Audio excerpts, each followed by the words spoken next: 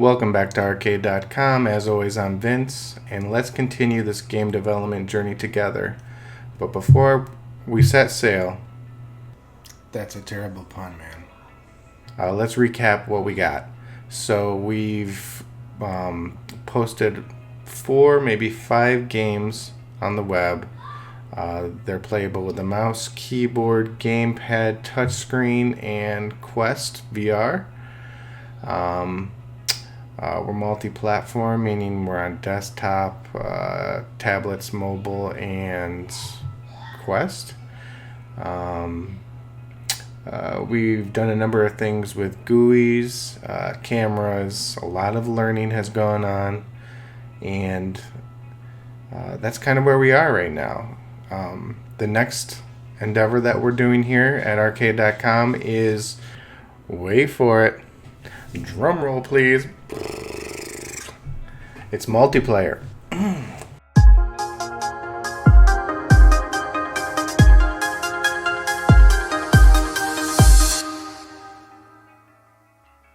Multiplayer, network play, and I'd like to show you a tech demo of kind of some of the things that we're in the research and development phase right now. But it's looking very promising. I'll show you what I'm talking about. Alright, let's show the wizard behind the curtain. Oh, it's a picture! Let me minimize that.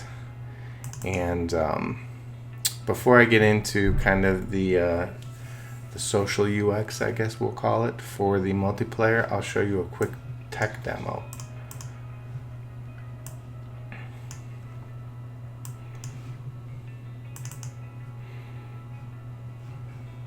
So what I'm doing right now is I'm loading the game in 2 windows, and the idea is these 2 windows represent 2 people playing over the network. They're connecting to the server, and they're using Photon for the communication. So this guy's running around. Let me move my big old head out of the way. And another player's loading into it, and poof, he's in the scene. And you can walk up to that player and then interact with him. So, hi there.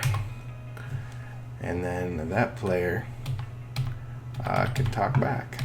Let me go. What's up, dude? Oops. So that's the idea. 2 people running around doing stuff together, chatting, fighting. The initial research is looking pretty strong, so I'm really happy about that. The next steps are the concept for the social platform, I guess. I'm calling it a social platform because we're taking it a little bit beyond just normal multiplayer type functionality, and we're adding a friends component, sharing levels, playing your created levels together, things like that. So let me go over the GUI, the new UX, and this is probably more exciting than like back-end DB development and API development. So I'll show you this, and then hopefully in the next video we'll be able to play it. But alright, so here is a screenshot of the game, and then we're going to add a new kind of a pause layer. Let me move my dome again. So this will be your home, back to the arcade, accessing friends, notifications, your created scenes, changing the settings, and information on the current scene.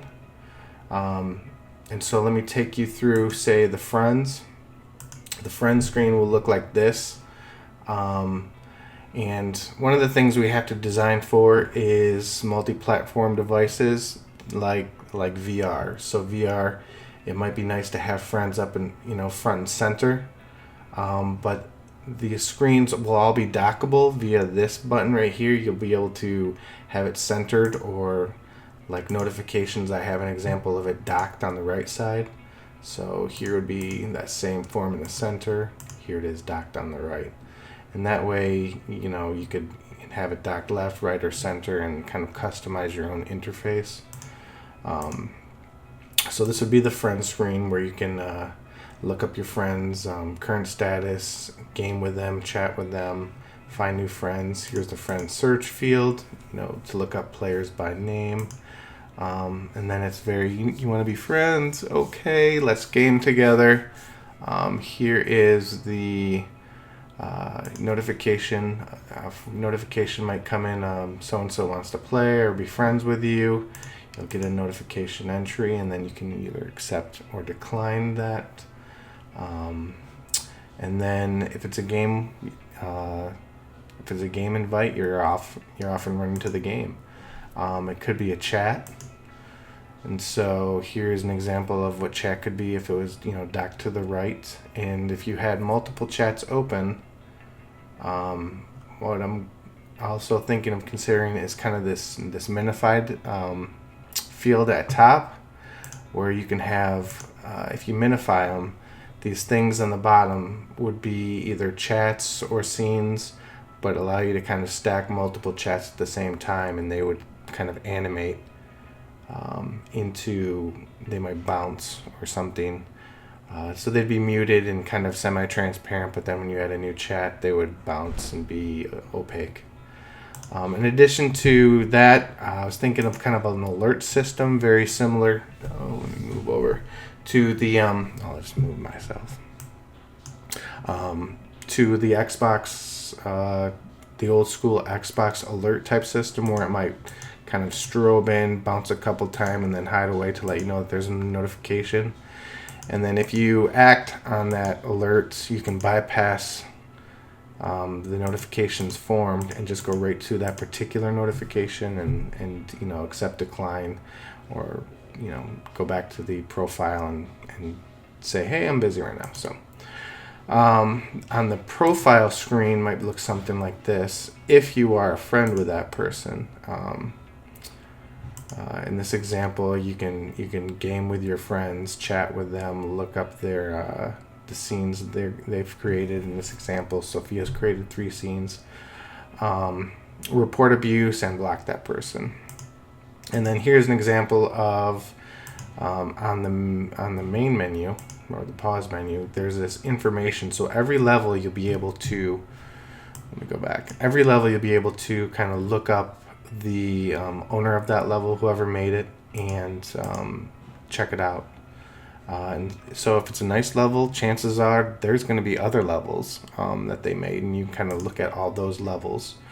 But so this would be looking at this one level, and then if you wanted to, this profile scenes would allow you to, let me hide that context pop-up, to look at other levels that they've made. So if you're playing this level and you like it, you can look at their other levels and kind of just take a tour of all the stuff that they've developed and play with them.